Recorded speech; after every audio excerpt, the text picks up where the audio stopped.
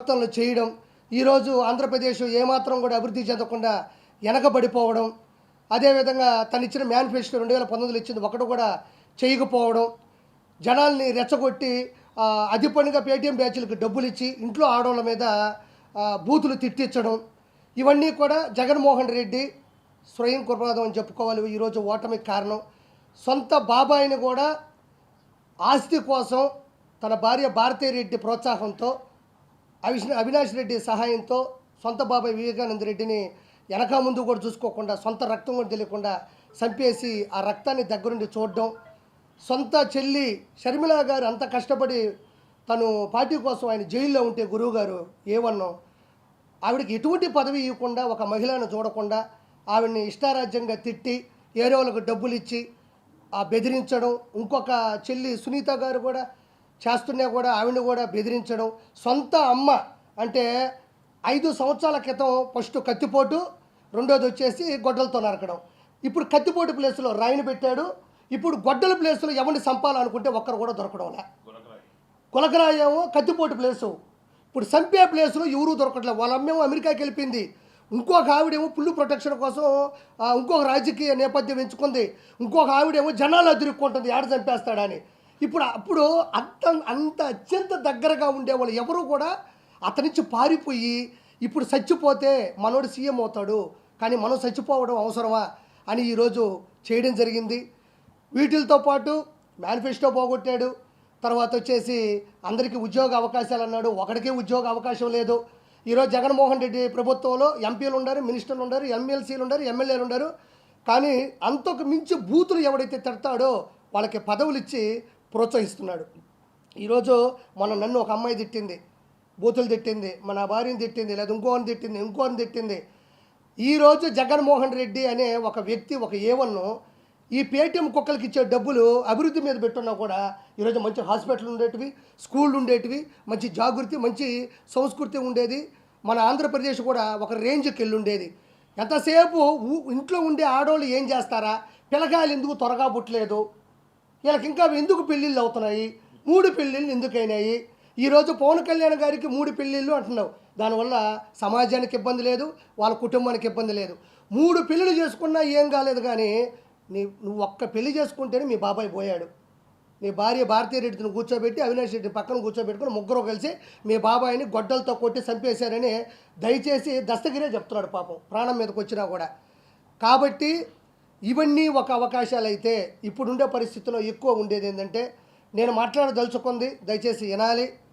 మనకి 3 మతాలు ఉంటాయి ఎక్కువగా మన ఆంధ్రప్రదేశ్లో కానీ తెలంగాణలో. ఒకటి హిందుత్వం, మూడోది ముస్లిం, రెండోది ముస్లిం, మూడోది మనం తీసుకుంటే క్రిస్టియనిజం అని ఉంటుంది. మూడిటికి 3 పుస్తకాలు ఉన్నాయి, ఒకటి బైబిల్, ఒక ఖురాను, ఒక భగవద్గీత అవుతుంది. ముగ్గురికి దేవుళ్ళు ఉన్నారు, ముగ్గురికి ఒక ప్రేయర్ ఉంటుంది, మూడిటికి సెలవులు ఉంటాయి, మూడిటికి పవిత్రమైన దినం ఉంటుంది, మూడిటికి కూడా సమానమైన ఐకమత్యం మానవత్వం ఉంటుంది. జగన్మోహన్ రెడ్డి అనే వ్యక్తి ఏకదాటిగా చేస్తున్న పని ఏంటి అంటే, ప్రపంచంలో అద్వితీయమైన శక్తి ఉండేటువంటి దేవుడు, కలియుగ దైవత్వం, మన భారతదేశం ఒక హిందుత్వం, ఇది హిందూ దేశం. వెంకటేశ్వర కొండని సర్వనాశనం చేస్తున్నాడు. ఫర్ ఎగ్జాంపుల్, ఈరోజు కొన్ని వేల కోట్ల సంవత్సరాల నుంచి ఉండేటువంటి వెంకటేశ్వర కొండ మీద అన్నం ఎందుకు ఉడకట్లేదు? సరే పోనీలే, నేను ఒకసారి ఫోన్ చేస్తున్నాను, అడిగితే బాగోదు, ఒక పూటే కదా అని సర్దుకుంటుంటే ప్రతి ఒక్కరూ దయచేసి కింద కామెంట్ రూపంలో తెలియజేయండి. వెంకటేశ్వర స్వామి భోజనము ఒక్కసారైనా, అంటే బయట తినేదానికి వెంకటేశ్వర స్వామి గుడి దగ్గరికి వెళ్ళి తినేదానికి తేడా ఏముంది? ఒకప్పుడు ఒక అద్భుతంగా ఉండేది ఆ పచ్చడి కానీ, ఆ ముందు పెట్టే లడ్డు కానీ. ఈరోజు అది పోయింది, వాంటెడ్గా చేస్తున్నాడు. ఒకప్పుడు తిరుమల దేవస్థానం యొక్క లడ్డు అంటే, ఆ లడ్డు మనం ఇంటికి తీసుకెళ్తుంటే ఊళ్ళో వాళ్ళు వెయిట్ చేసేవాళ్ళు, ఒరే ప్రసాద నాకు వచ్చి పెట్టని. ఈరోజు మా ఆఫీసులో ఉండే పని మనిషికి తిరుమల లడ్డు ఇస్తే అది తిరుమల లడ్డు కాదు అని 30 రోజులు వాదించింది నాతో. అది కాదు మా నిజంగా నిర్మలమ్మ అంటే, ఉండనా నువ్వు కామెడీ చేస్తున్నావు, అసలు తిరుమల లడ్డు ఎట్టుంటుంది, మేము హైదరాబాద్లో ఉన్నాం కదని యాక్టింగ్ చేస్తున్నాం అంటే, ఆ కవర్ తెచ్చి ఆ 2 తీసి నా దర్శనం టికెట్ చూస్తే నా నోట్లో ఊసింది. ఏందయ్యా మీ గవర్నమెంటు, వెంకటేశ్వర గుళ్ళో ఇచ్చే లడ్డు కూడా ఇంత కల్తీ అయిపోయిందంటే, ఏదైతే విశిష్టత ఉంటుందో దాన్ని కావాలనే వాంటెడ్గా చెడగొడుతున్నాడు. ఈరోజు హుండీలో ఉండే డబ్బుల్ని ఇప్పుడు పాపం వాళ్ళు మంగళసూత్రాలు వేసేవాళ్ళు ఉన్నారు, మెట్లు వేసేవాళ్ళు ఉన్నారు, కమ్మలు వేసేవాళ్ళు ఉన్నారు. ఒకసారి తన ఉద్యోగంలో వచ్చి డబ్బులు మొత్తం వేసేవాళ్ళు ఉన్నారు. పవిత్రంగా దేవుడి చెంతకెళ్లాల్సిన డబ్బులు కూడా ఈరోజు నిలువు దోపిడీ అంటారు. అంటే ఉన్న పొలంగా ఏదైతే బంగారం దాన్ని వేసేస్తారు. అది చిన్న చితక విషయం కాదు. అంటే ఆ ధర్మం ఎలా ఉందో కానీ బాడీ మీద ఉన్నంత శరీరంలో ఉండేటువంటి మొత్తం బంగారాన్ని వాడు అది ఏమన్నా ఈరోజు డైరెక్ట్గా దేవుడికి వెళ్తుందా? యాడికి పోతుందో, ఏ ఏ ఏ చర్చిలో పెడుతున్నాడో, ఏ చర్చిలో పెడుతున్నాడో ఈరోజు ఎంత దిగజారిపోయింది. ఈరోజు పులులు ఎందుకు వస్తున్నాయి? ఎర్రచందనం కొట్టడం వల్ల ఊరి మీద పడి వస్తూ ఉంటే అవి చచ్చిపోతూ ఉన్నాడు. ఈరోజు పైన సిగరెట్లు, పాలు పొరాకులు, ఈరోజు పైన ఉండే పురోహితులు కూడా అష్ట దిగ్బంధనంలో ఉండరు అతని వల్ల. ఒక ఒక దేవుడి ఓంకార నాదం పాడాలన్నా మైక్ సెట్ ఆన్ చేయాలన్నా భయపడిపోతూ ఉన్నారు. కాబట్టి నేను ఎక్కువ ఆలోచించేది ఏంటంటే ఈరోజు ఒక డ్రోన్ షాట్ పెడితే మనం తిరుమల యొక్క మ్యాప్ మొత్తం కనబడుతుంది. సో అతను ఫస్ట్ అరెస్ట్ చేసేది వాళ్ళ బాబాయ్ గొడ్డల కేసులు కాదు, కరెక్ట్గా తిరుమల కేసులు అతను దొరికిపోతాడు. దయచేసి టీడీపీ గవర్నమెంట్లో తిరుమల చాలా అద్భుతమైన స్థాయిలో ఉండేది. ఒకప్పుడు ఆ కార్డ్ రైస్ కానీ, ఆ సాంబార్ రైస్ కానీ, ఆ లోపల దొడ్లోకి వెళ్ళినప్పుడు వాళ్ళు పెట్టే కాఫీలు, టిఫిన్లు కానీ ఒక అద్భుతమైన స్థాయిలో ఉండేది. ప్రపంచం గర్వించదగ్గ అన్ని భాషలలో వచ్చేది అది. దయచేసి వెంటనే 145 సీట్ల నుంచి 150 సీట్లలో టీడీపీ, జనసేన, మన బీజేపీ మద్దతుతో గెలుస్తుంది.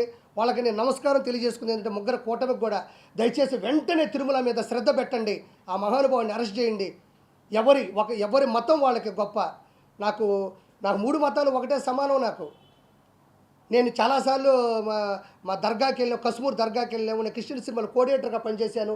నాకు హిందూ అంటే ఇతర మతాలను గౌరవిద్దాం, మన మతం మనం కాపాడుకుందాం. నిజమైన మతంలో ఉండేవాడు ఎదుటి మతాన్ని నాశనం చేయాలని కోరుకోడు. తన మతాన్ని కాపాడుకుంటాడు, అభివృద్ధి చేసుకుంటాడు అంతే. కాబట్టి జగన్మోహన్ రెడ్డి హిందువుల మీద దారుణమైన చేస్తున్నాడు. ఈరోజు ఇంకోటి అడుగుతున్నా, అర్థం చేసుకోవాలి ప్రతి ఒక్కరు కూడా.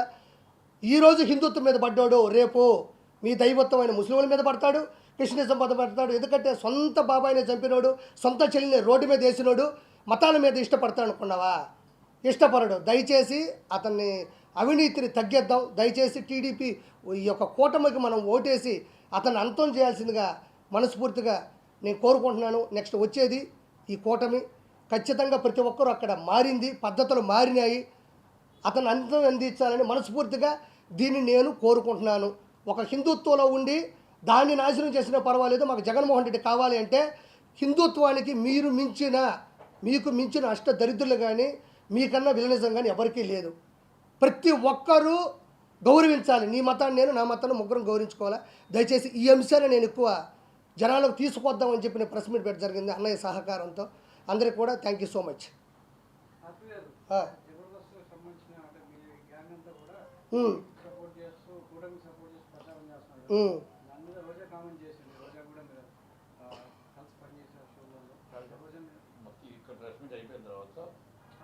అడగండి, ఇదొక్కటి అడగండి. ఇప్పుడు